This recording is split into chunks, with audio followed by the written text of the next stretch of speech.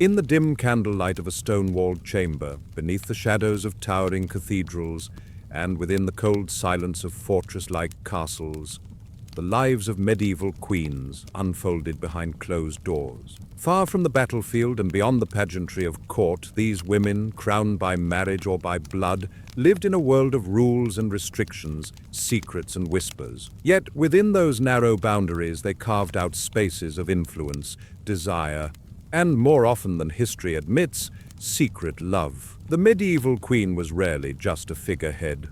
Though her official role was often ceremonial or symbolic, her presence in court was anything but passive. She was a political tool, a broker of alliances, a bearer of heirs, and sometimes the silent power behind the throne. But when the public gaze was turned away, when the doors were locked and only the stone walls stood as witnesses, many queens sought something more, something human, something forbidden, love, passion, companionship, or escape, and that is where our story truly begins. Tonight, as you rest and let your eyes grow heavy, we journey not through battles or treaties or kings and their crusades, but through the quiet corridors of queenly quarters. We wander through centuries and across kingdoms, England, France, the Holy Roman Empire, Castile, and beyond. Each whisper, each glance, each secret letter tells a story of risk and yearning. We do not judge, only listen. These are the secret affairs of medieval queens. Let us begin in the court of Eleanor of Aquitaine. Born in the year 1122, Eleanor was one of the most powerful and well-traveled women of her era. First the Queen of France, then of England, her life was anything but ordinary. She was married to Louis VII of France, a deeply religious man, quiet and cautious. Eleanor, by contrast, was bold, spirited, and well-educated, brought up in the lively and courtly traditions of Aquitaine, a place steeped in poetry, music, and courtly love. Courtly love, that poetic tradition of noble yearning and romantic expression, was more than just literature. It shaped how people of the time perceived relationships. Eleanor, immersed in this culture, was believed by many to be a patron of troubadours and poets, some of whom may have been more than just artists in her service. While her marriage to Louis began with great political promise, it quickly soured. The crusade to the Holy Land, which they both undertook, became a point of scandal. Rumors swirled that Eleanor, unsatisfied and distanced from her husband, may have had an affair with her uncle Raymond of Poitiers, the Prince of Antioch. He was charming, dashing, and very unlike her pious husband. Whether the rumors held truth or not, the whispers were enough to damage Eleanor's reputation at the French court. Her marriage to Louis was annulled soon after, and just months later she married Henry, Duke of Normandy, who would become King Henry II of England. With Henry, Eleanor bore many children, including the famous Richard the Lionheart and King John, but their relationship too grew strained over time. Henry's own well-documented infidelities pushed Eleanor away. By the end of their marriage, Eleanor had taken up residence in her beloved Poitiers, far from Henry's court, and there, under her patronage, a new wave of troubadour poetry thrived. Some say these poets did more than perform for her. Some say they loved her quietly in the hidden spaces history only barely records. Her court became known as a place where the ideals of love and poetry reigned, but also perhaps where Eleanor found the affection missing from her royal life. But Eleanor's story is not unique in its yearning. In the cold stone halls of Windsor Castle, another queen, Isabella of France, was forging her own path. Isabella, the wife of King Edward II of England, lived in the early 14th century. She arrived in England at a young age, beautiful, poised, and politically astute. But her husband, Edward, was captivated not by her, but by his male favorites, Piers Gaveston, and later Hugh Despenser the Younger. Isabella found herself sidelined, humiliated, and increasingly isolated. And in her isolation she found Roger Mortimer, a marcher lord with ambitions and charm. Mortimer had been imprisoned by Edward but escaped to France, where he encountered the embittered queen. Together, Isabella and Mortimer returned to England with an army and overthrew the king. Edward was imprisoned and later died under suspicious circumstances. Isabella and Mortimer ruled England as regents for her young son, Edward III. But their romance, though powerful, could not survive the scrutiny of court politics. Mortimer grew arrogant, and Isabella, once loved by the people, became seen as a shadow monarch. When Edward III came of age, he staged a coup against Mortimer and his mother. Mortimer was executed. Isabella was placed under comfortable house arrest for the remainder of her life. Yet within those walls she remained a queen who had dared to love and to rule in her own right. Across the Channel, in the court of France, Queen Marguerite of Burgundy, one of the three daughters-in-law of King Philip IV, became entangled in a scandal so deep it shook the French monarchy. Known as the Tour de Nesle affair, the scandal erupted when rumors emerged that Marguerite and her sisters-in-law, Blanche and Joan, had engaged in affairs with knights at the Nesle Tower. The king, furious, launched an investigation. Marguerite and Blanche were found guilty of adultery, their lovers tortured and executed. Marguerite was imprisoned and died shortly after, possibly strangled. Yet some historians argue that these accusations were politically motivated. The women had little true power, but were still seen as threats. Their fall allowed others to manipulate succession. The line between truth and rumor was thin in the medieval court, especially when the passions of queens could destabilize entire kingdoms. And then there was Queen Joanna I of Naples, a woman of resilience, intelligence, and controversy. She ruled in her own name, a rarity in the 14th century. Her marriage to Andrew of Hungary was arranged for political unity, but their temperaments clashed. Andrew was disliked in the Neapolitan court, and rumors of his plotting to seize power stirred unrest. One night, while Joanna and Andrew were staying at a castle in Aversa, Andrew was found murdered, hanged from a balcony. The suspects were many. Some whispered Joanna knew. Others said she wept sincerely. After the murder, Joanna remarried several times, each husband chosen more carefully than the last. One, Louis of Taranto, became her co-ruler and perhaps her true love. Yet her reputation never fully recovered. She was tried by the papacy for the murder of Andrew, but acquitted.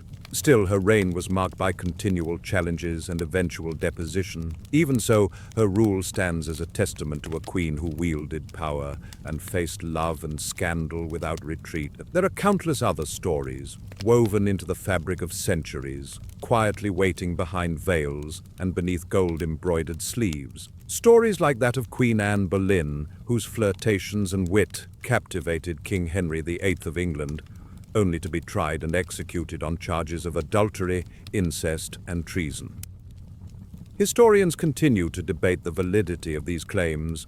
Many believe the charges were manufactured to make way for a new queen. Yet, Anne's story is often told from the king's perspective. What of her desires, her heart, her whispers in the quiet hours of the night, or Queen Philippa of Hainault, wife to Edward III, whose loyalty and strength made her beloved by the English people? She bore 13 children, accompanied her husband on campaigns, and begged for the lives of the burghers of Calais. Her love may have been less scandalous, but no less deep. And perhaps that is its own kind of secret, quiet, steadfast devotion that history too often overlooks. Then there was Empress Matilda, who waged civil war for her right to rule. Her marriage to Geoffrey of Anjou was political, but strained. During her long fight for the English throne, her heart may have found solace not in passion, but in the love of her cause, her son, and the belief that her rule was just. Her affair, if it can be called such, was with destiny itself. And even in the East, in the lands of Byzantium, women like Empress Theodora left their mark. Once an actress, she rose to become the wife of Emperor Justinian. Though not technically medieval in the Western sense, her story influenced generations of royal women. She was known for her beauty, wit, and sharp mind. While her early life was full of rumor and innuendo, Theodora used it to build power, not to hide from it. Her relationship with Justinian was passionate and devoted, yet her earlier liaisons, real or imagined, were woven into her legend. As you continue to drift, know that the world of queens was never simply about obedience or duty. It was about navigating a life where love was often a luxury, and where every glance could be recorded, every whisper misinterpreted, every desire politicized. But still they loved, in secret, in song, in silence. They wrote letters, exchanged tokens, slipped away into gardens under moonlight. Their secrets echo in the stone walls of old castles and in the lines of poetry that have survived the centuries. Now close your eyes. Picture the long halls of a medieval palace. Feel the soft rustle of silk skirts against cold stone floors.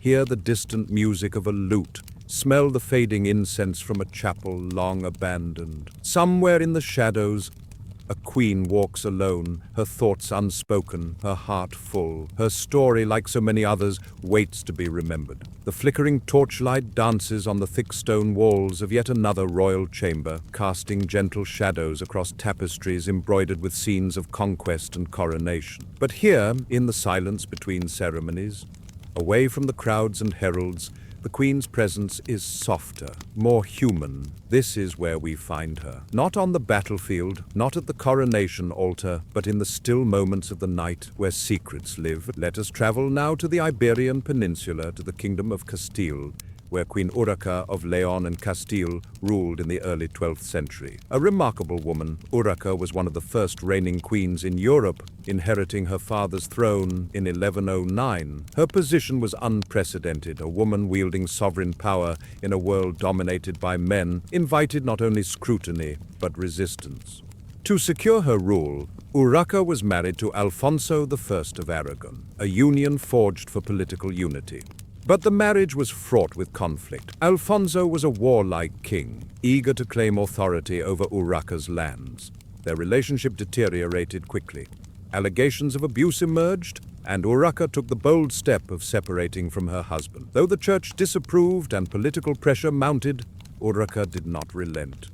She ruled alone, resisting both her estranged husband and the nobles who questioned her authority. During this period of turbulence, rumors surfaced of Urraca's romantic involvement with Count Pedro González de Lara, a Castilian nobleman. Some chroniclers imply the relationship predated her marriage to Alfonso, while others suggest it grew from the bond of loyalty during her struggle for independence. Whatever the truth, their connection was undeniable. Pedro became her staunch supporter, a defender of her rule and her honor. Letters and chronicles describe them with the careful language of court historians. Never explicit, always suggestive. But their love was not merely whispered in corridors. It was seen in public support, in Pedro's unwavering allegiance, in the trust Urraca placed in him despite court gossip. Their children, born outside of wedlock, were acknowledged and raised in the royal household. Though the church viewed their relationship as sinful, Urraca never publicly renounced Pedro. In an age when queens were expected to be passive,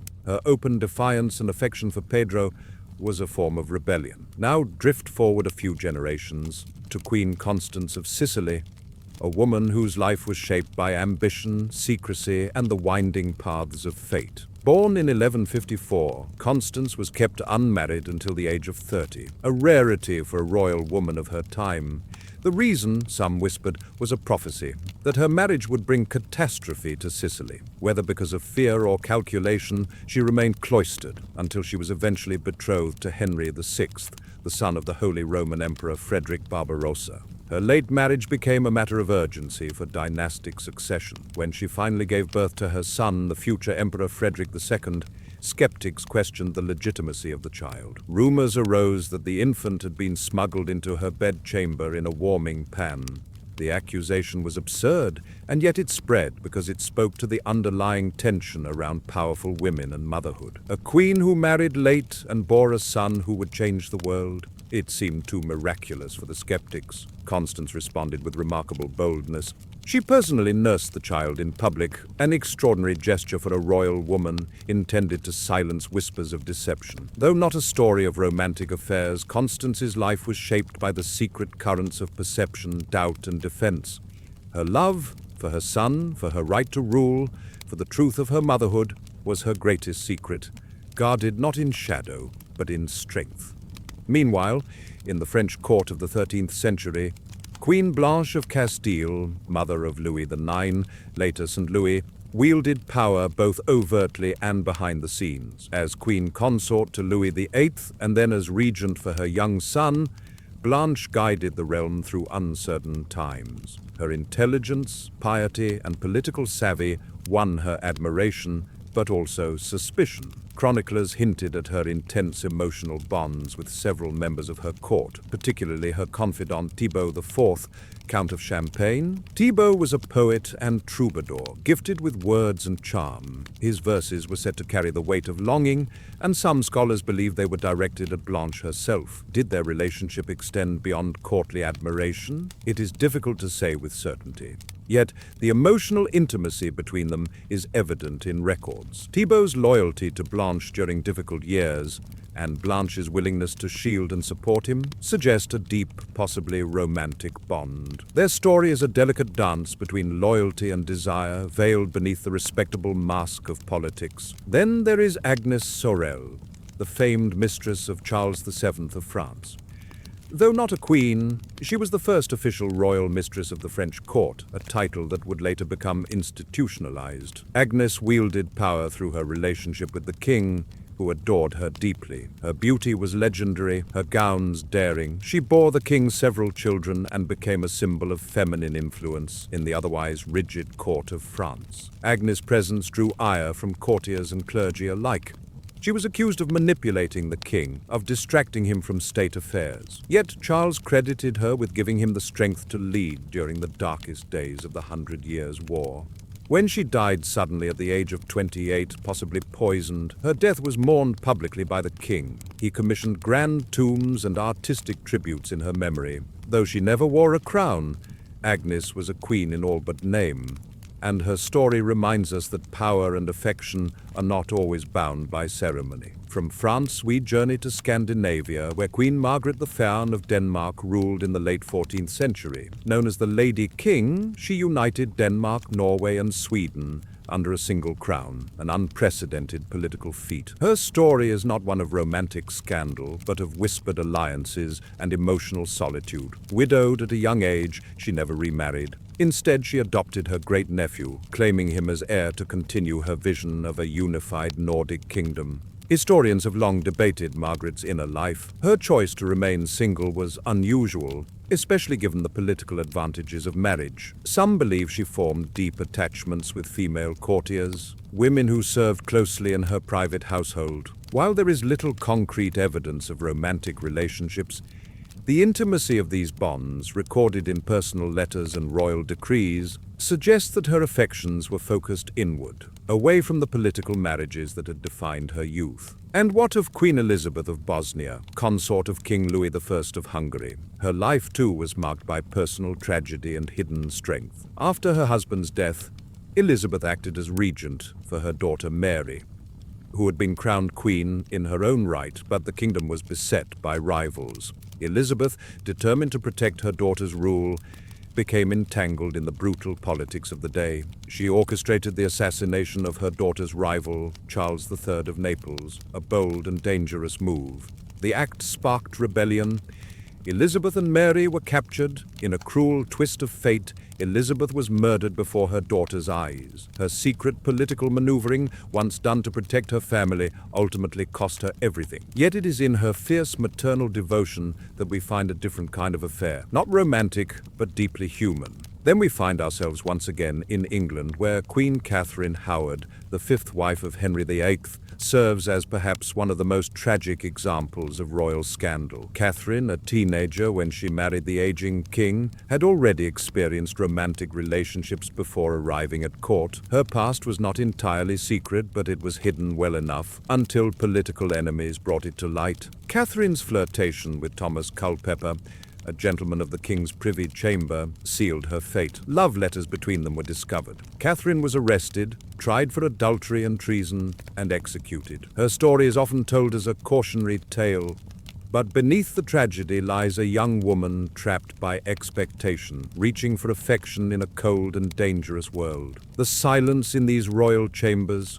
is not emptiness. It is filled with echoes, with the soft thrum of yearning hearts, with the murmurs of poetry read aloud in secret, with the hesitant footsteps of lovers moving through hidden passageways. The queens of the medieval world were not just mothers of kings or pawns in political games. They were women. They loved, they risked, they remembered. And so do we. The stars wheel silently over castle towers, and the hush of the night settles like a cloak upon the court. As dreams begin to bloom in the minds of those who sleep, so too do the memories of queens long departed rise in the quiet corners of history. Their stories, tangled with love, power, fear, and longing, stretch across kingdoms and centuries. The secret affairs of medieval queens were never simply about romantic rendezvous.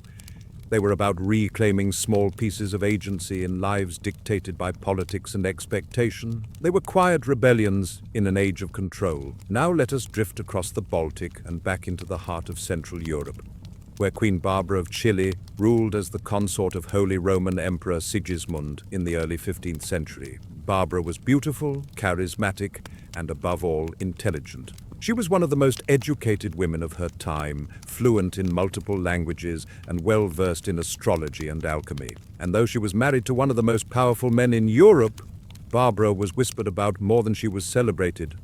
Chroniclers called her licentious, dangerous, bewitching. Why? Because she did not behave as others expected a queen to behave? She surrounded herself with scholars and mystics, encouraged the study of esoteric knowledge, and perhaps most scandalous of all, she seemed indifferent to her husband's infidelities. There were rumors of her own affairs, of noblemen who fell under her spell, of secret lovers who visited her at night. None of this was ever proven, and much of it may have been propaganda meant to discredit a powerful woman who did not conform. Still, the whispers clung to her legacy. After Sigismund's death, she was imprisoned, stripped of her titles and lands. Yet she remained defiant, writing letters, pleading her case, never surrendering her dignity. The love affairs attributed to her may have been myth, or they may have been her escape from loneliness, her answer to a marriage built more on politics than passion. Whatever the truth, Barbara of Chile remains one of the most enigmatic figures of her time.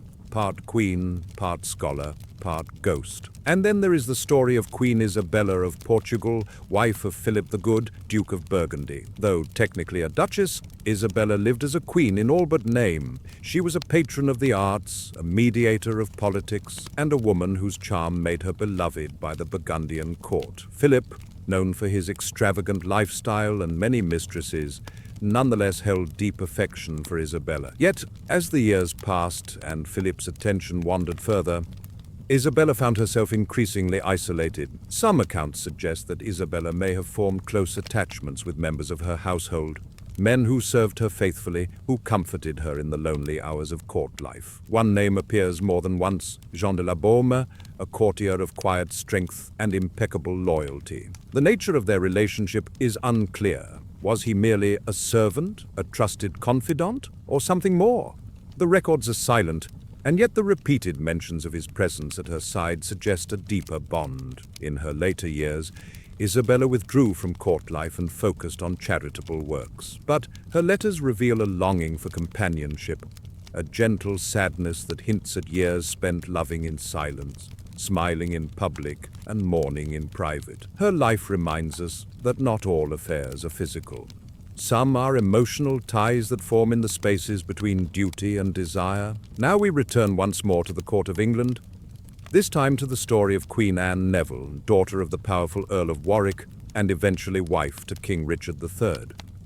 Anne's life was marked by tragedy from the beginning. Married first to Edward of Westminster, the Prince of Wales, she was widowed at a young age after he was killed in battle. Anne then fell into a strange sort of political limbo, caught between her powerful father's ambitions and the shifting loyalties of the Wars of the Roses. Her second marriage, to Richard of Gloucester, later Richard III, was both strategic and controversial. Some whispered that Richard abducted her from sanctuary and forced the marriage.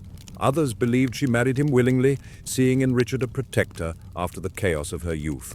What is less discussed is the emotional dimension of their union. Despite the political nature of their marriage, contemporary sources suggest a strong bond between Anne and Richard. They were rarely separated, and Richard is said to have mourned her deeply after her death. Yet, even in this story of marital loyalty, rumors persisted. Richard's enemies accused him of poisoning Anne so that he could marry his niece, Elizabeth of York. Whether these accusations were political smears or rooted in truth, they speak to the ever-present suspicion that surrounded queens and kings alike, where even love was weaponized, and every death could be a scandal. Let us now walk the candle-lit corridors of the Byzantine Empire to the court of Empress Irene of Athens. Though not a Western medieval queen, her story resonates with many of the same themes. Irene ruled as Empress Regnant in the late 8th century, first as regent for her son and later in her own right. Her reign was one of intellect and ruthlessness. She restored the veneration of icons in the church, and navigated the treacherous waters of Byzantine politics with skill. But Irene's relationship with her son Constantine VI turned dark. When he attempted to wrest control of the empire, Irene had him deposed and blinded. He died from his injuries, and she ruled alone. Whispers of secret romances circulated at court. One name, Aetios, a court eunuch and close advisor, appears repeatedly in the imperial records. Was theirs a relationship of trust only, or did it cross the lines of courtly decorum? The Byzantine court, ever obsessed with protocol and intrigue, never confirmed the rumors. But Irene's legacy was stained by them nonetheless. She was both feared and admired. In the end, her power waned, and she was exiled, dying alone on the island of Lesbos. Her story is a reminder that power, when held by a woman, is always accompanied by suspicion, and that affection, even when sincere, is often judged more harshly when it comes from a queen. We drift now to the snowy forests of Lithuania and Poland, where Queen Jadwiga of Poland reigned in the late 14th century, crowned king rather than queen to reflect her sovereign authority. Jadwiga was a woman of grace, education, and deep spirituality. Her marriage to Jogaila of Lithuania was arranged to secure the Christianization of his lands and the unification of their realms. Though it was a marriage of state, there is evidence to suggest that affection blossomed between them. But before her marriage, Jadwiga had been promised to William of Habsburg, a match she was said to favor personally. When her council chose Jogaila instead, Jadwiga was devastated. Chronicles speak of her weeping, of her resistance, and of a final parting from William that left both young royals heartbroken. She accepted her duty, but the memory of her first love lingered in the background of her reign. In time, Jadwiga came to respect and perhaps even love Jogaila. She bore him a daughter, though both she and the child died young.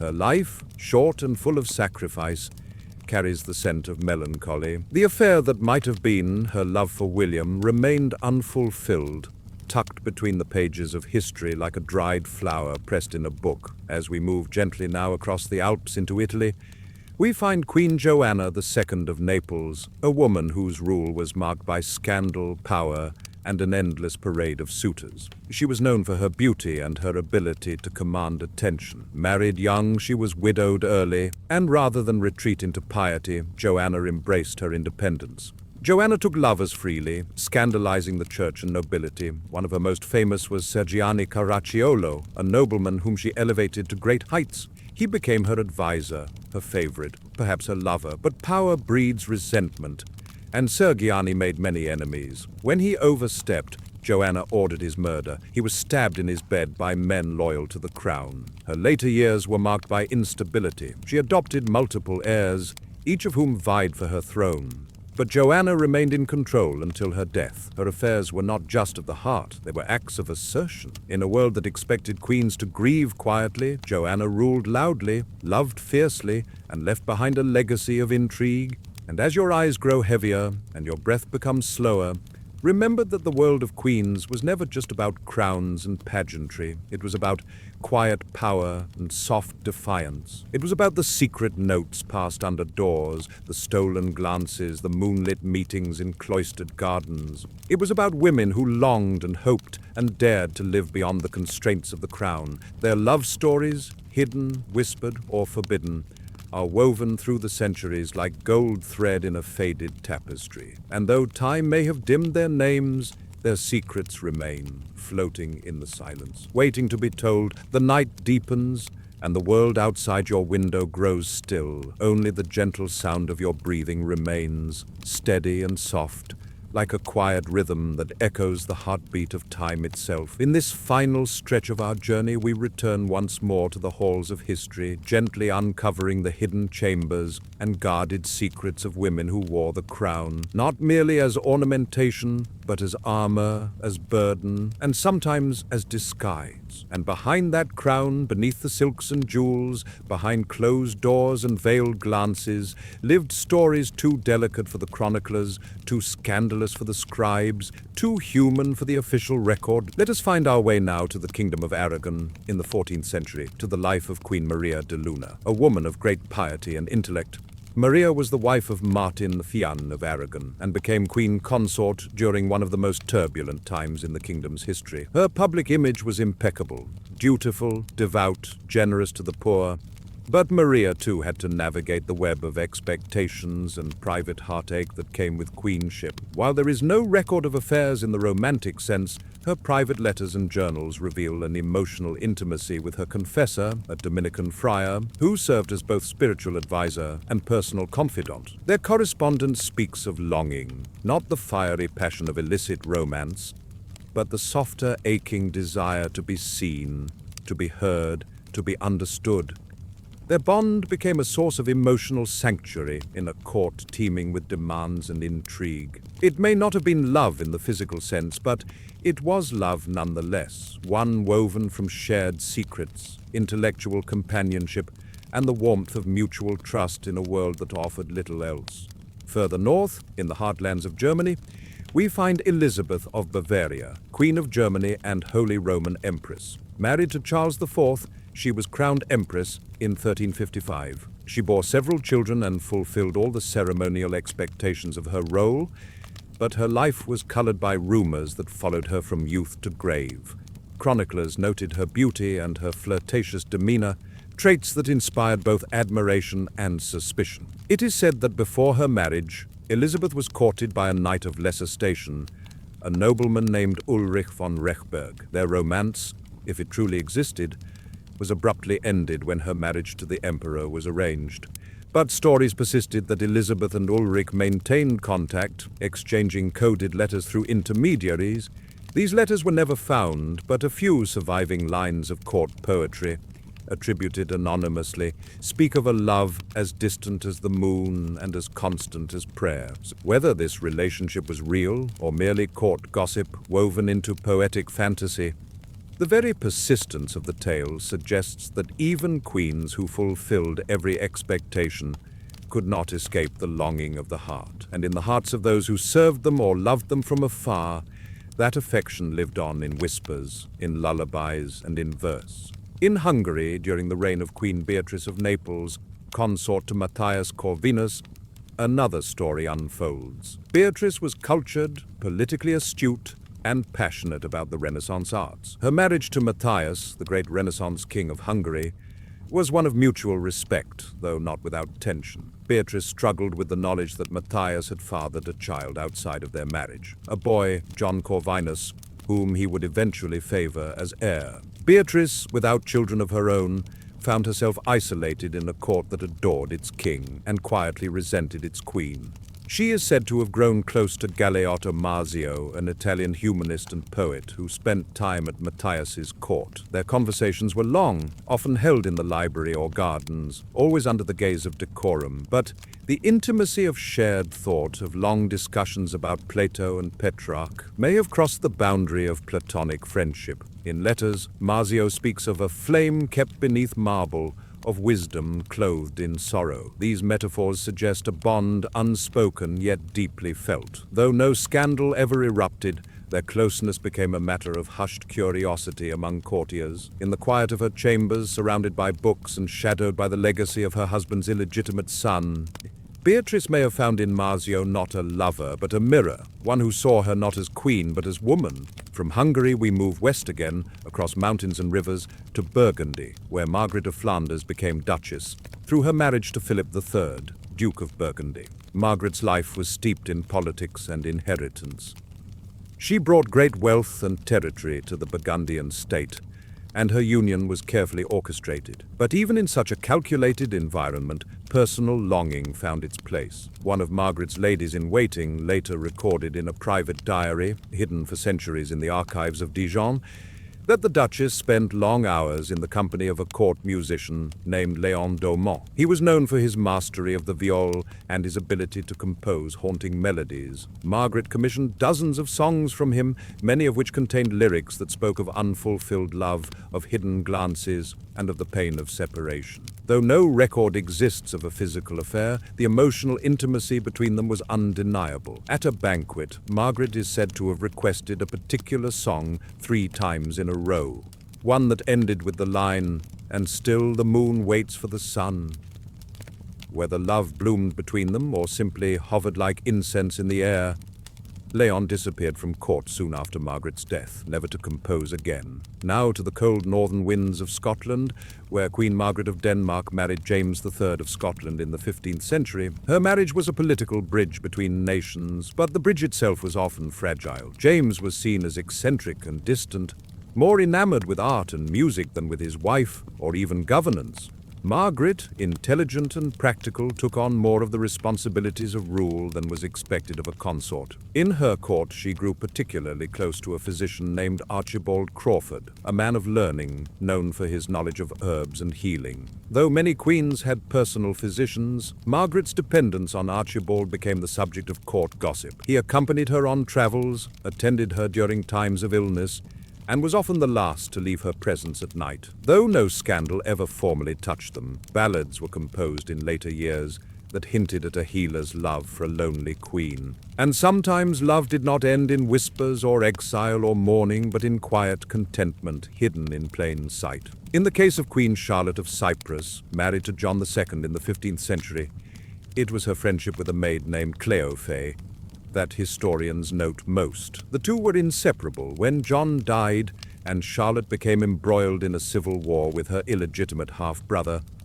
Cleophée remained by her side until the very end. When Charlotte fled to Rome after being forced to abdicate, Cleophée accompanied her. Some believe their bond was deeper than friendship, strengthened by years of shared exile and grief. Charlotte never remarried, never returned to power, but lived out her days in the relative peace of obscurity, her closest companion always at her side. And so, as we come to the end of our journey through centuries of stone and silk, we remember these women not for their crowns, but for their hearts. Queens, empresses, consorts, and regents, each one a thread in the tapestry of medieval life. Their secret affairs, whether physical or emotional, whether whispered or shouted in defiance, were expressions of agency in a world that allowed them so little. They reached for something real amid the illusion of power. They loved in hidden places. They confided in letters, in servants, in poets, in friends. And sometimes they loved not others, but themselves, their visions, their children, their kingdoms.